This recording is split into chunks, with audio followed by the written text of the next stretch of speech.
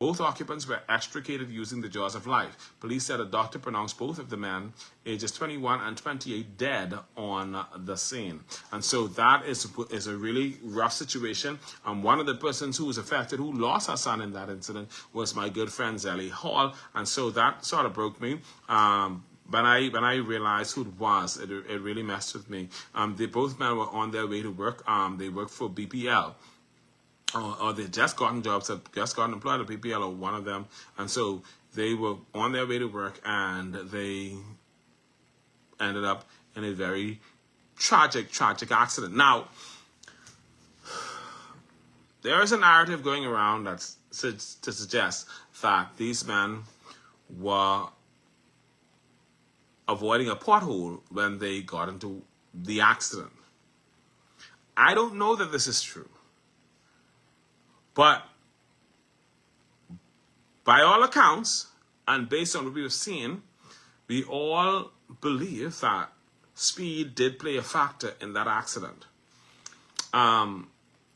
This is a delicate situation, so I want to handle it carefully, but I want to say this, that you can't speed and avoid potholes. You can only do one. You can't do both. You can't speed and avoid potholes because if you're speeding and you're trying to avoid potholes, you're trying to get yourself into an accident.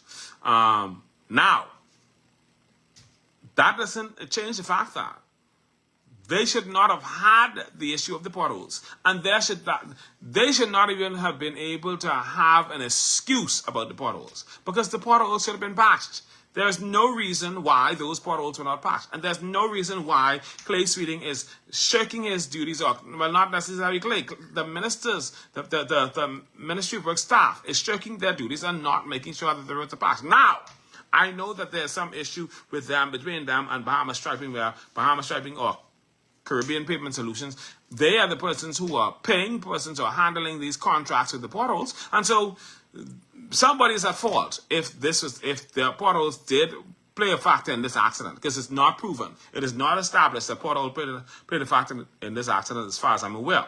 But the thing is, they should not have had that excuse, because the potholes should have been patched. You understand what I'm saying to you? And these roads are quite a mess, because just day before yesterday, we were riding into Bannerman Town, and there was somebody in a vehicle riding in front of us, and they were speeding and also trying to avoid potholes at the same time. You cannot do both. It is very dangerous. Take your time and go around the pothole, or just go over the pothole and speed, but you can't do both.